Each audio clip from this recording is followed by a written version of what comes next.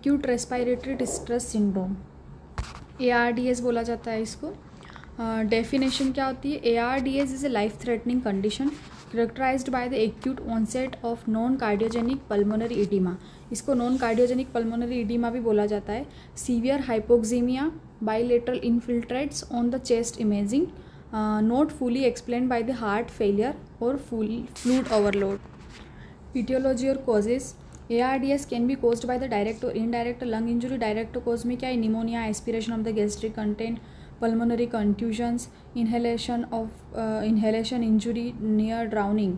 Direct cause में sepsis है, severe trauma, pancreatitis, multiple transfusions and drug overdose. Pathophysiology, initially inflammatory insult की वजह से release of the cytokines, increased capillary permeability leads to initially inflammatory insult देखने को मिलेगी, release of the cytokines and increased capillary permeability leads to the protein rich fluid leakage into the alveoli and pulmonary edema, results in the impaired gas exchange, decreased lung compliance and hypoxemia। Phase क्या है? Exudative phase, proliferative phase and fibrotic phase. Exudative phase में 0 to 7 days oedema, neutrophil infiltration, hyaline membrane formation. Proliferative phase में 7 to 21 days तक type 2 pneumocytes, proliferation and fibrosis start हो जाएगी, begins.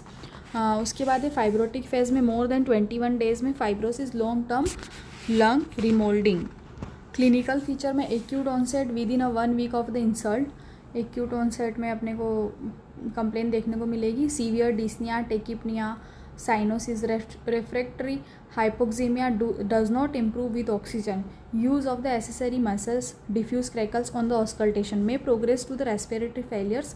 Diagnostic criteria क्या है? Berlin's definition है, timing within 1 week of the non insult, chest imaging में bilateral opacities not due to the effusion, collapse और nodules की वजह से।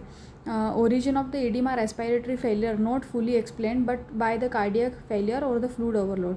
ऑक्सीजनेशन है PO2, partial pressure of the oxygen, और जो है वो माइल्ड देखने को मिलेगा 200 to 300 mmHg, moderate 100 to 200 mmHg और सीवियर में लेस देन 100 mmHg। इन्वेस्टिगेशन करेंगे ABG, arterial blood gas analysis, hypoxaemia with the low PA2 देखने को मिलेगा। चेस्ट एक्सरे, CT कराएंगे तो bilateral infiltrates, CBC, blood culture, procalcitonin करवाएंगे फॉर द सेप्सिस के लिए, echocardiography to rule out the cardiac causes. Management में सपोर्टिव और treat underline cause. Supportive management में mechanical ventilation, low tidal volume, oxygen therapy देते हैं, प्रोन पोजीशन स्टार्टिंग में, in severe cases में सीटिंग करके बिठाना है ना, प्रोन पोजीशन। फ्लूइड मैनेजमेंट करते हैं, conservative strategies, nutritional support. Treatment में अंडरलाइन कोज को antibiotic for the infection, steroids देते हैं, used in the some moderate severe cases, diuretics if fluid overload. Complications में बेरोट्रोमा हो सकता है, nosocomial infection, pulmonary fibrosis, multi organ failure. Prognosis, mortality 30 to 40% cases में higher is the sepsis. Prevention क्या है? से prevent sepsis, stroma, aspiration, strict infection control in ICU, judicious fluid और transfusion management, lung protective ventilations at the risk.